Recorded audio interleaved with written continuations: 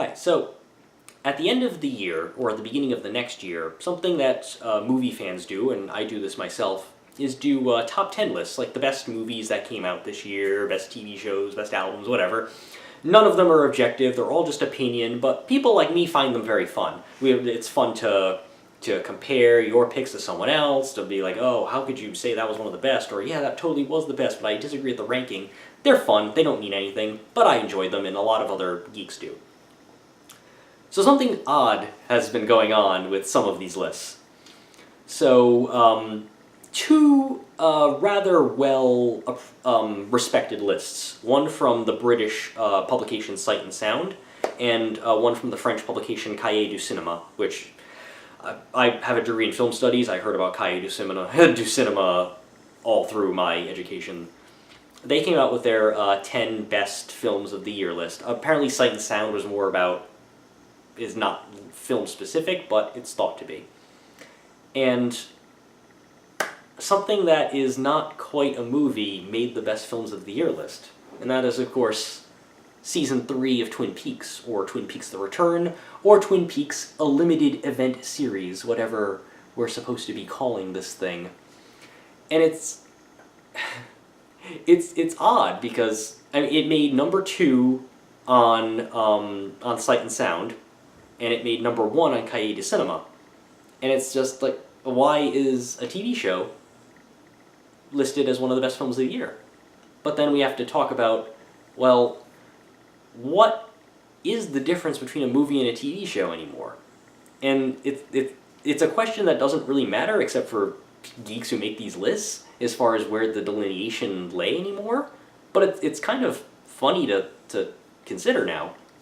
Because, I mean, let's take this.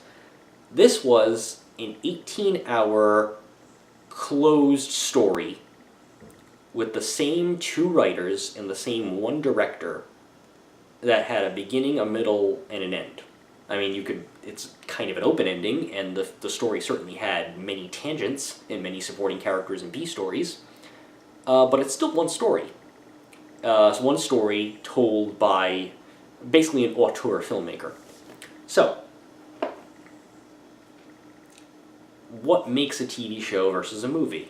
Well, in the past it used to be, well, a movie shows on the big screen, and a TV show shows on your television.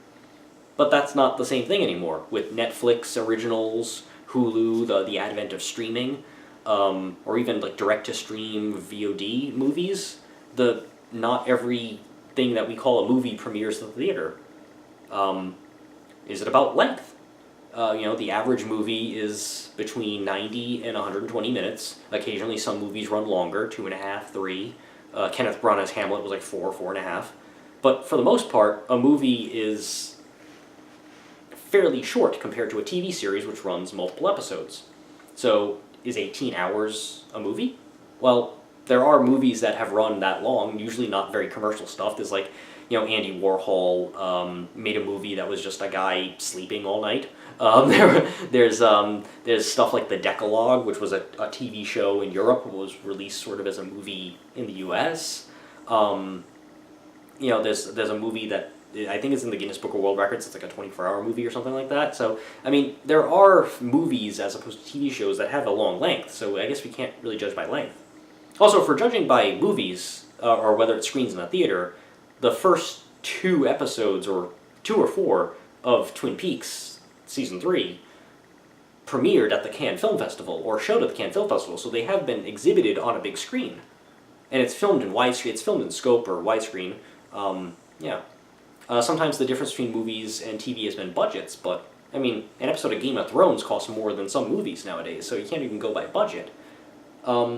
Is it the way it's exhibited that a TV show can be broken up into weeks? Like, Twin Peaks was broken up among, like, it's 18 hours, it was broken up between, like, 15 weeks or something like that. But then there are other TV shows, like, anything on Netflix, just Stranger Things. All the episodes are dumped at once, so if you so chose, like I so chose with Stranger Things 2, you could binge them in one day, and just straight. 9-10 hours, you can watch that. But that's still considered a TV show. And that's a serialized TV show, it's aside from episode 7 of season 2, so it's not even that a TV show has separate storylines for each segment. Sometimes it is a continuing storyline. But yeah, we don't argue whether Stranger Things is any more or less a TV show than Fuller House. So, I mean, there's a lot of things to consider here, and then of course, I mean, sometimes it was the sort of snooty idea that movies are better than TV. Well, I mean, if we're calling this TV, this is the best thing that came out in 2017 as far as anything you watch on anything that is remotely related to motion pictures. I mean, in my opinion, 2017 was not a very good year for movies, but there are still a handful of movies that I think were great, and when I make my best 10 films of the year list, some of those will be on it. But now I have to decide, does this belong on it? Because this blows everything out of the water. I saw nothing this year better than this thing. Look, 2017 was a horrible year for me. This made it slightly less horrible. This was like one of the few. This probably kept me going more than anything else, was the fact that I had this to look forward to every Sunday. So this is the best thing of the year, period. But is it the best TV show of the year, or is it the best movie of the year? And so we have to consider these things: budget, how it's exhibited, length, how many creators there are, how many storylines there are, whether it follows an act structure, budget. If I said budget, there's a lot of questions here that don't quite clarify what the difference is between a movie and a TV show. And it's odd that, I mean, we wouldn't be having this argument for some things. No one, as far as I know, no one is arguing that Fuller House is a movie or a reality show is a movie. So why is the question with this? And perhaps the question is because it has some big actors in it, because it's by an auteur, because Twin Peaks is already, back when it first came out, the first 2 seasons, it pushed what we thought about the medium of television. And then there also was a Twin Peaks movie that nobody argues is not a movie, Fire Walk With Me. But even the structure of Fire Walk With Me, you have about half an hour, 20 minutes of that movie at the beginning is its own prologue, which is kind of sort of divorced from the rest of the film, which is about Laura Palmer. But then you have this, which is continuing the story of a TV show and a movie, and it's all style, with the exception of Part 8 or Episode 8, which is largely black and white and very surreal, and all that stuff, got a light. You have a consistent visual tone, storyline, whatever, but it was broken up into segments. And those segments all have different names. Like, we have episode titles to go on. We have... So, look, I guess in the end it just comes down to what do we want to be what do we want a movie to be versus a TV show? What is the difference? And in my head, length is a big part of that. I mean, even though there are movies that are of a very large length, and I'm talking like 10 hours sometimes, in general, we think of a movie as a short, contained story. That sometimes the difference between a movie and a TV show is that a movie is more like a short story, whereas a TV show is more like a novel. You have more time to develop characters, you have more time to go on tangents, you just have more time, period. But then again, there are movie series. Lord of the Rings is, well, if you count The Hobbit, you now have 6 films. With the extended cuts, some of them run 4.5 hours apiece. But those are considered movies. They're not considered television episodes that are strung together like a miniseries. But Game of Thrones, which has had episodes that have shown on an IMAX screen, and has episodes that are sometimes a lot more expensive than your average movie, is firmly a television show.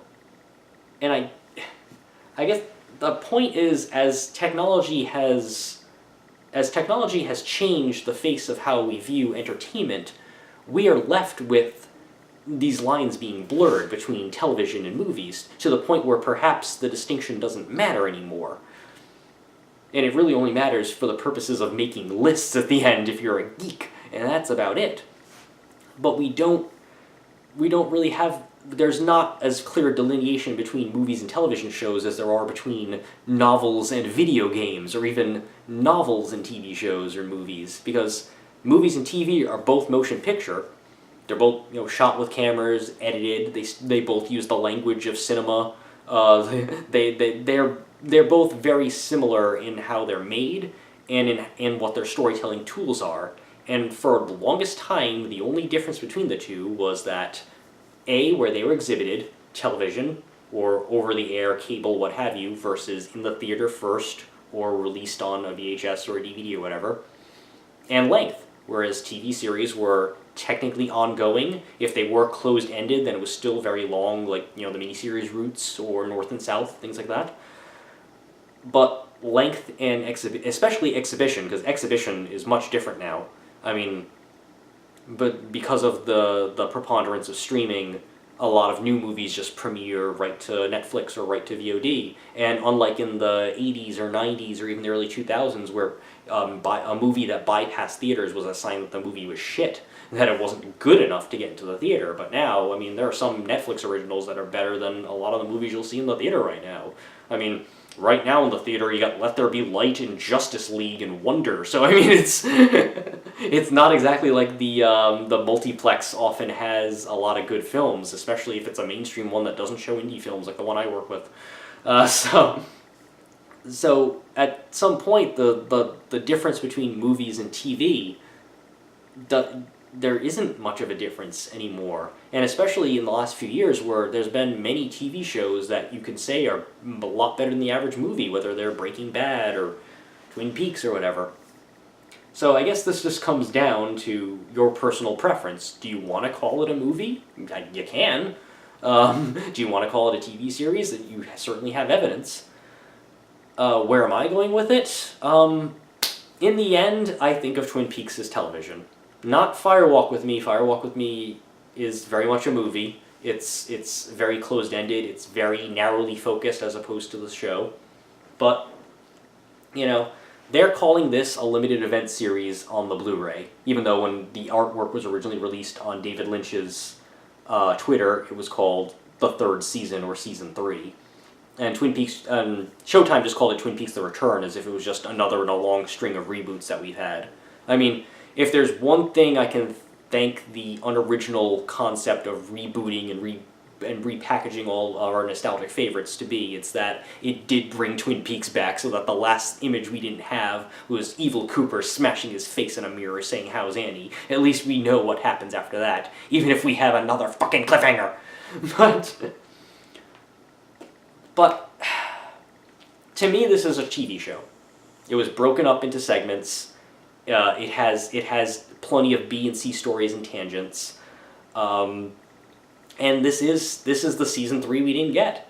As far as what name I call this season 3. That's what I call this. To me, this is a TV show, an excellent TV show, the best TV show of the year, the best piece of filmed entertainment of 2017. I did not see any movie in 2017 that was better than these 18 hours of entertainment right here, as far as themes, acting, directing, cinematography, special effects. This was the best entertainment of 2017, period. Better than anything else I consumed for entertainment.